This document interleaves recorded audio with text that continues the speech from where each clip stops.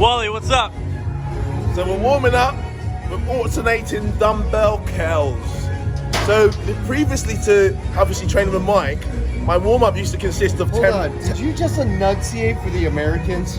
I did. Don't worry about that. If they can't figure this shit out, stay with that accent. Okay, baby. right. We're doing alternating dumbbell curls. Guys, previously before training with Mike, I normally would do 20 reps to warm up, but now it's just 10 reps, 5 on each arm to warm up. Nice and simple. Increasing the load as we go. 3 warm-up sets, we're gonna go into our working set.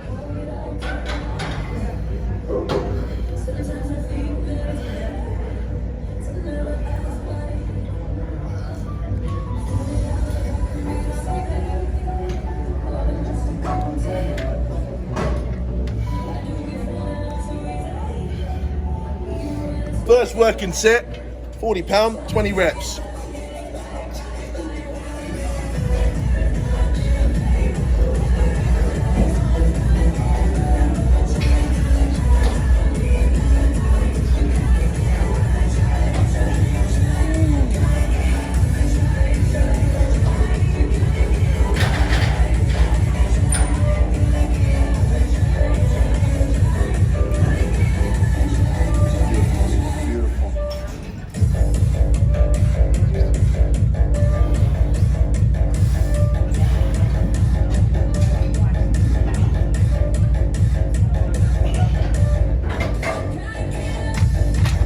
So as you're watching Mike, in regards to doing the alternating dumbbell curls, it's important to understand that when I talk about that muscle and mind connection or mind and muscle connection, each and every rep that you're performing,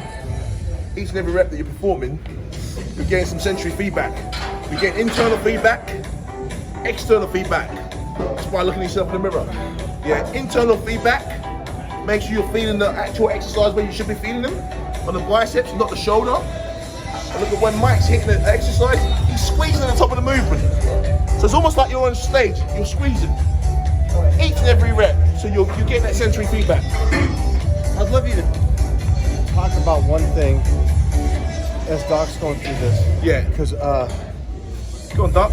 you see me dip. Yeah. A lot of people do their curls and they do this. Yeah. So when you look at the movement itself, what Mike's doing here, you're not hitting biceps. You're putting so much emphasis on the shoulder that biceps is not even being hit.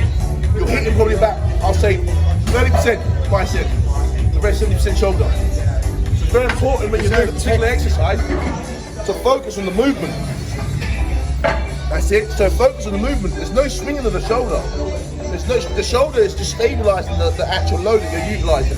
And when you look at the exercise as a whole, each and every rep, you're getting sensory feedback. Again, internal feedback. Where am I feeling the exercise? External feedback. How does it look?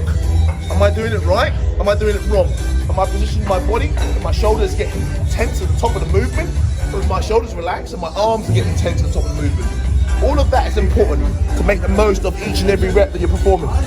Beautiful exercise, beautiful, beautiful exercise.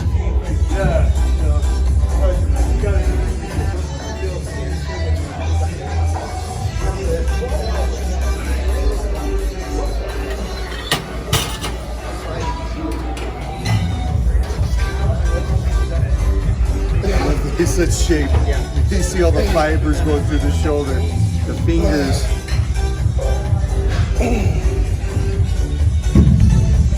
So when it comes to that particular exercise, 50 pounds is as heavy as I'll go.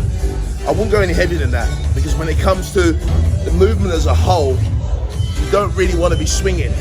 This is not swinging bicep curl, it's isolation movement.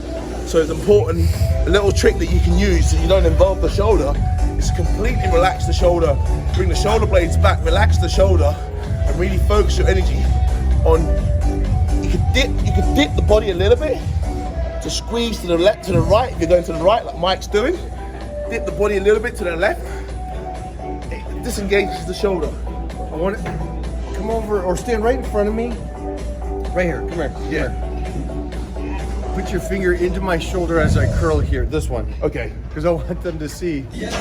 So It doesn't. It's just not touch the bicep. yeah. So that's fully engaged, disengage. Not completely, but it's not engaging fully. You're not talking about engaging the bicep, the shoulder muscle, the deltoids at all in this movement. The movement as a whole, it's all biceps. It's all biceps. And this is the great warm-up to get the sensory feedback that I was talking about. So the sensory feedback that you want to be getting is to understand, where am I feeling this exercise? You should be asking yourself that question every single rep, every single set, because that's what I'm doing. I'm doing the exercise, where am I feeling it? Is my shoulders engaging? Where am I feeling this rep? Is my shoulder engaging? No. Is my body stabilizing? Yes. Engaging your core, draw your belly button in through your spine. That, again, we'll talk about the synergistic muscle fibers. The whole body synergistic. Engage your core. Everything's synergistic. Everything is in. Look, if you look at my legs are stabilizing my torso. My torso is stabilizing my legs. Everything is synergistic through the movement. As I do the exercise, my arms coming up, my body's engaged. My arms coming up, my body's engaged. Everything's synergistic. Guys, honestly, please take into consideration what I'm trying to say to you, because you will make up so much gains in every single workout and save time. So Mike's been training for 42 years. I've been training for almost 30 years. So again, that's 7 decades of training. You'll make up the difference. You'll be able to take a quarter of that time and make some serious gains. So I got a question for you.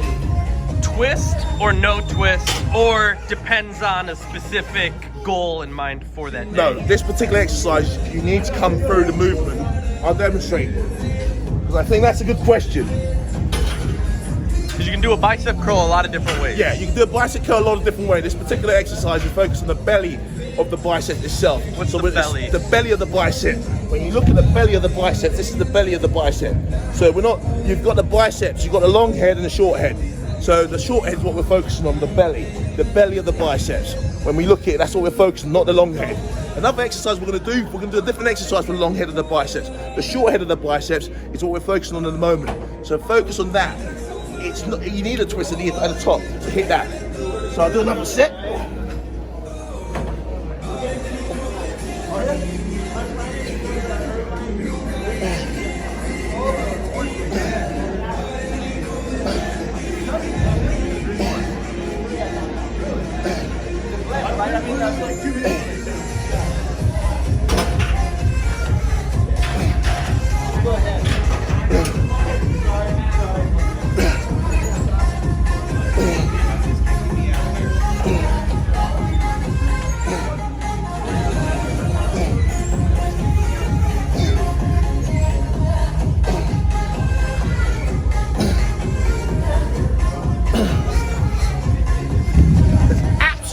No swing in there. I fucking own that weight. I own it. This is my weight. It doesn't own me. Remember that. I own that weight. I'm taking it home with me. He also straight at it. So there's no there's no impingements in his shoulder. So a lot of guys can't do straight bars by the time they hit 35 because there's problems going on in his shoulders already. So now that transfers over to the bicep and so on, and that will carry on and get worse and worse and worse as the decades go. So go back to what he's looking at. Again, you're talking about a guy in his 40s looking like that. So he's right here, straight up.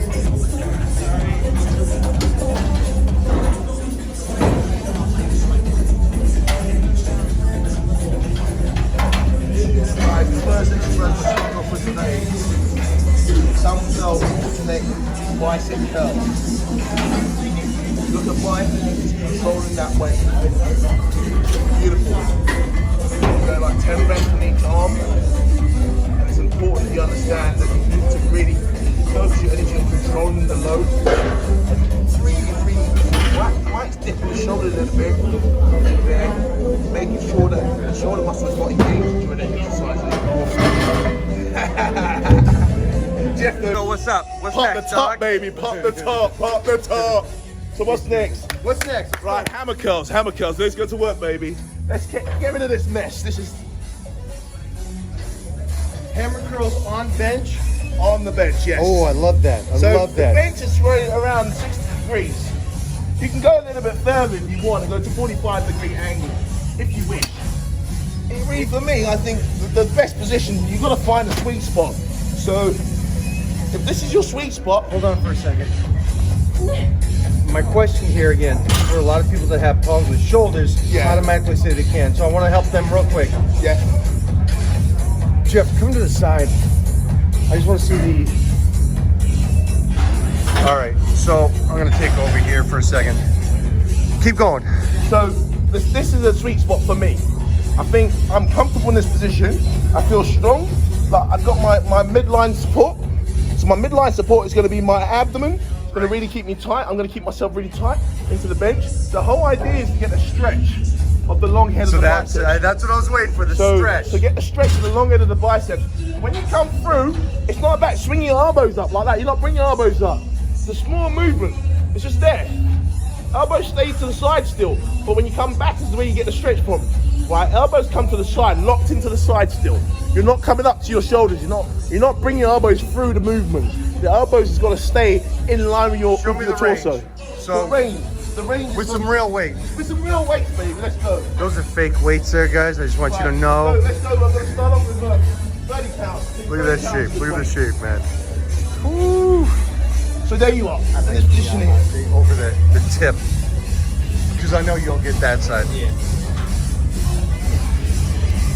I'm going to turn the camera a little so you can kind of see everything. Again.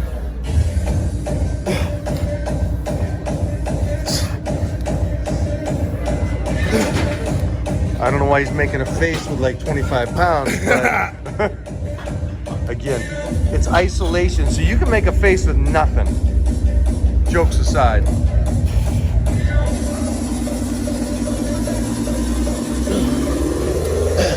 The most important thing to understand when it comes to this exercise is not about the weight you're using. It's the control mechanism behind it, and being able to feel the movement. Because 25 pound, I'm not going to go any heavier than that. It's about making, when it comes to training as a whole, Mike does this really well. It's about making the lightest weight look as heavy as possible, and making the heaviest weight look as light as possible. And when you see Mike train with heavy load, he makes it look so easy. Because the control mechanism that you're getting, and the nervous system, you're waking up the nervous system through the warm-up, and the control mechanism, that heavy load is going to feel so light. It's going to fly up through the movement. It's gone. It's gone. It's gone. Boom! Out the floor, elbows up. That's it. Keep it tight to the torso. Right in my face. So, jokes aside, on stage when you have no weight and you're posing, it's hard, and you're flexing that muscle. So, take in consideration that's a huge thing. I think you guys need to understand is what he was saying about the heavyweight, lightweight, heavy. That's why you look like that. Wait. Woo. Yeah.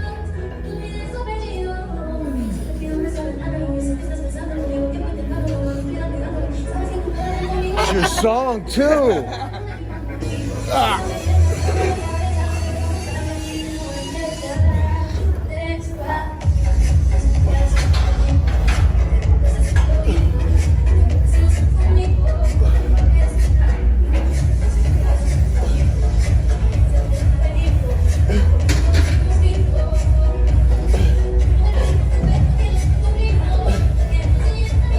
You can talk to him about police and partying there. Oh, crazy weekends and police, anything like that? So, you bring it up a little bit, I see. I try not to. I shouldn't. Look, the movement is very important. It's very hard. I can see myself, but the whole idea is just to bring it up a touch. You don't want to bring the elbows all the way through. My torso is where I want to be as reference point. So reference point at the bottom of the movement is to get the full stretch. Reference point at the top of the movement is to keep the elbows tight to the body as much.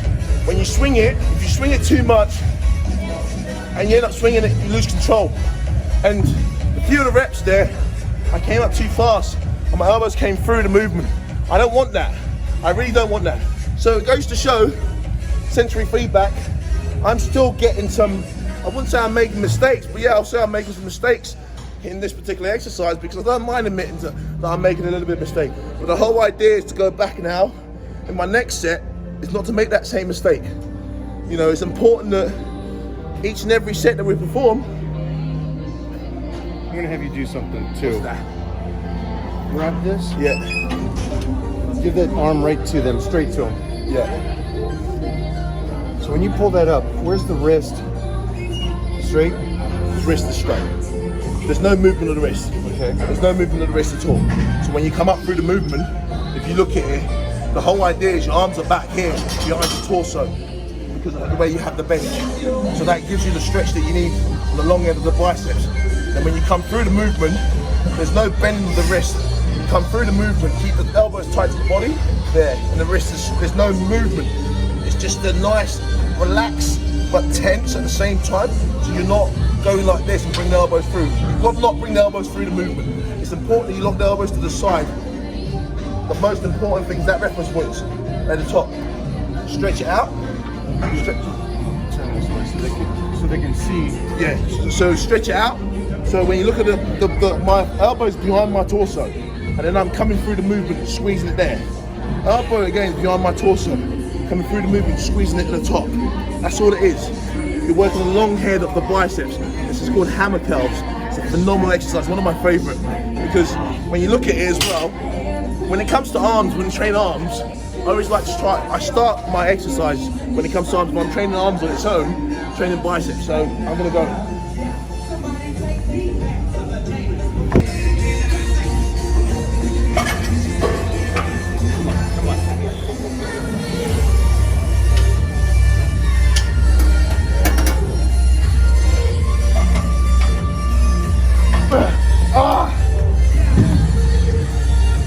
That particular set, I really focused on the movement of the exercise. So I wasn't bringing my elbows all the way through. I was really focusing on making sure that as I came through the movement, my arms, really elbows were locked to my side. So coming through the movement, squeezing at the top. The money of this particular exercise, the money is in the stretch. That's where the money's at. Because no other exercise is going to give you the stretch that you're going to get from this exercise. No other exercise, you're not going to get the stretch. That's where the money's at. Money, baby, money. Let's get it.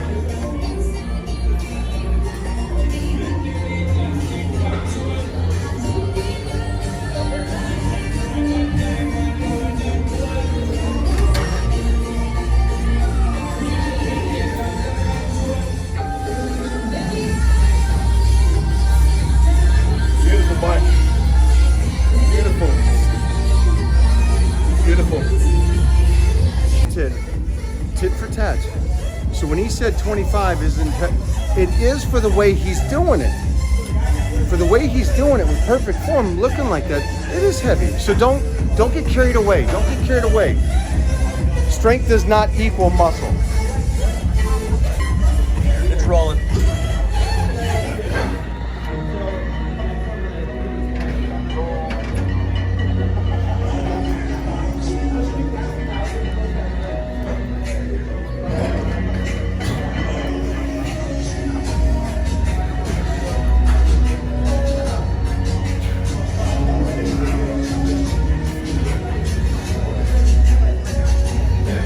Because I'm always trying to think of ways to deposit money for future. Okay.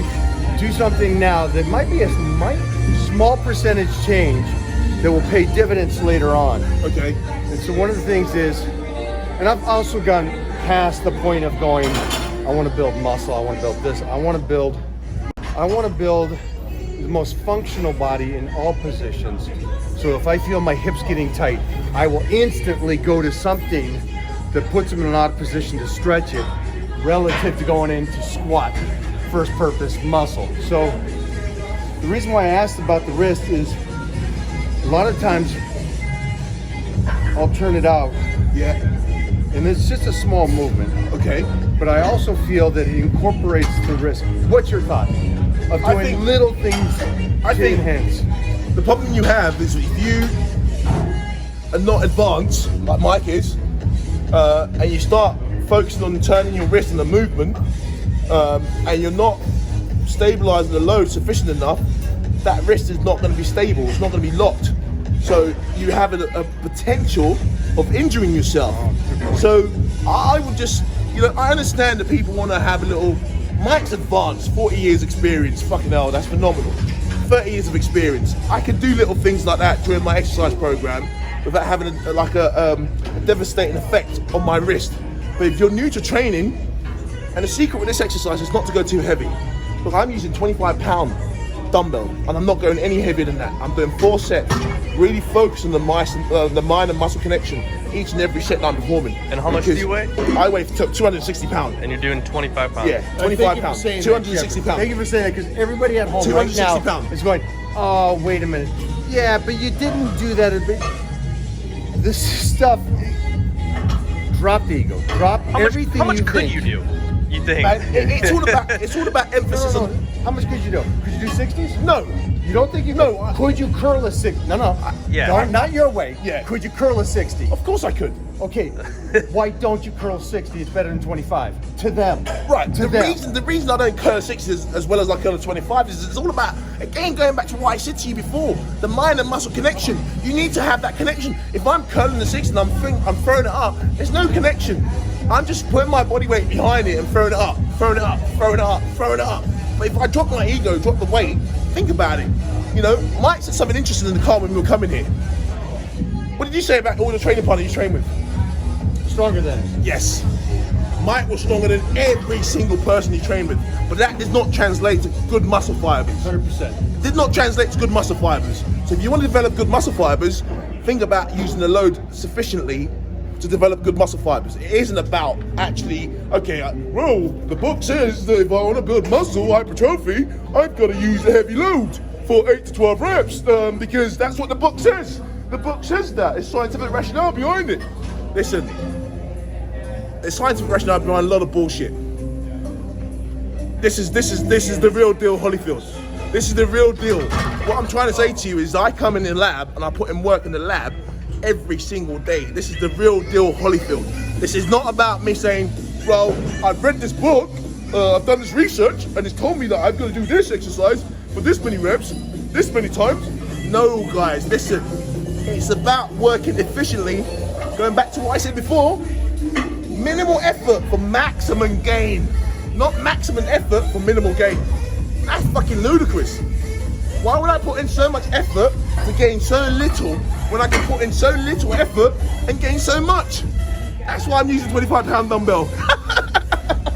I'm making a gym back home in London, so I need to take some equipment back home with me. I'm sorry, Powerhouse Gym. I'm just going with this bench.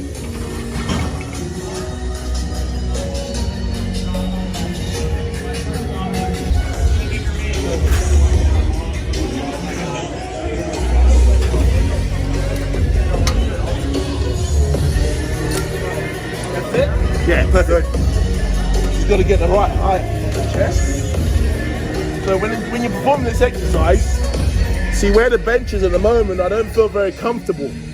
So because I'm like, almost like, so I need to bring this chair up a little bit. That chair comes up. Or take the pad down. Take the pad down. Right, that chair doesn't come up. So in London, where I'm from, we don't adjust the pad. We normally adjust the actual chair. So I was assuming, never assume, assumption's a motherfucker, that the chair will come down, not the actual pad, but the pad come down. For fuck's sake! Right, that's better.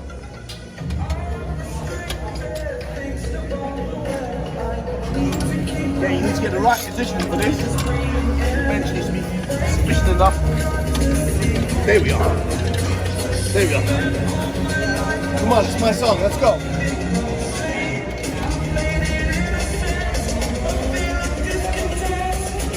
Woo!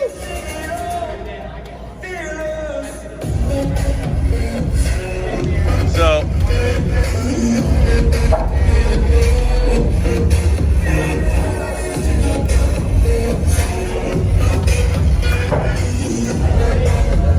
Tucked in. Nice, relaxed.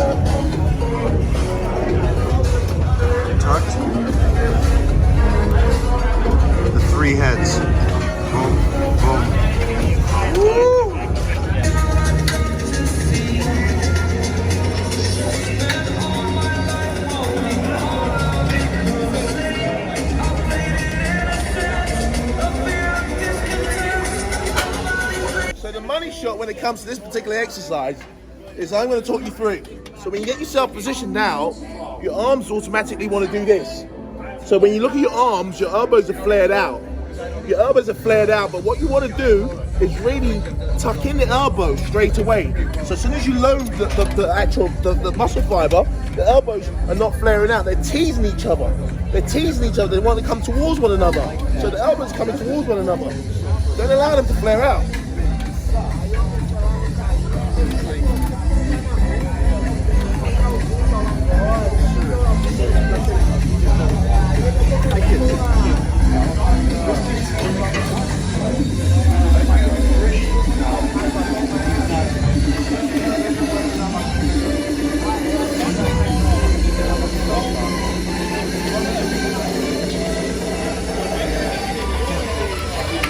So, as you can see, the elbows want to do this. They want to do this each and every set you're doing, each and every rep. They want to bring out. So that's what I'm talking about, that internal feedback and external feedback. Bring them in. You can see them moving. You can see the elbows moving out. So what you want to do, bring them in. Bring them in. Make sure you correct that movement by bringing your elbows in when you see them coming out. You don't want them flaring out there. Because when the elbows are flared out, you're not hitting the head of the belly of the biceps that we want. The beauty in the movement is about actually feeling the movement and feeling the actual stretch. We're far away from the cables to get a good stretch in the bicep. Feel it.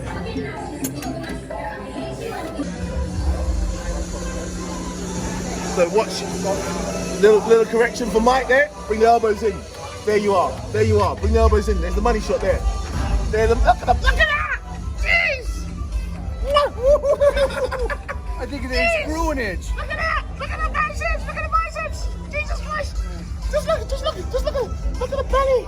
Look. So beautiful. It's so beautiful. I just want to. Money shot.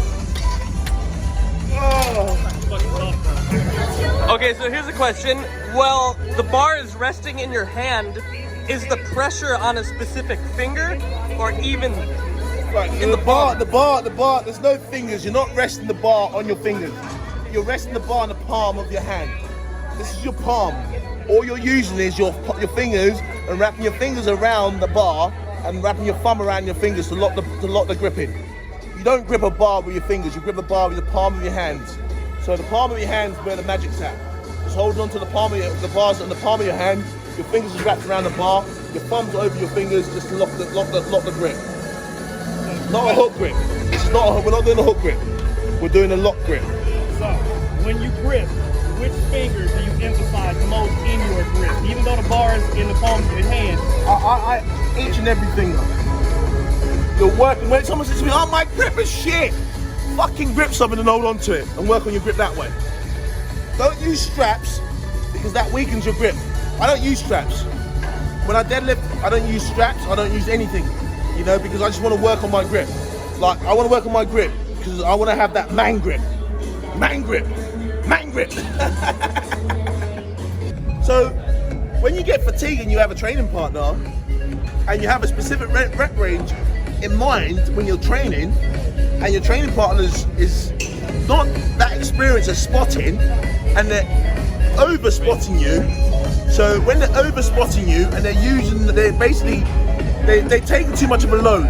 So rather than doing that, just do less reps. Do less reps and just focus on that final rep that you're doing, that eccentric loading of the muscle fiber. So when we talk about eccentric loading, is when you bring the bar down, just focus on that on the last rep. And really bring the arms down and think about it. If you start thinking about, I'll spot me for 4 more reps, and you just lose that connection, that mind and muscle connection, you lose completely. Because you want to just think about, okay, right, I'm not going to get 10 reps out of this, I'm going to get 8. So that last rep, 8, focus on that eccentric loading. That's money there. Oh shit, there it is.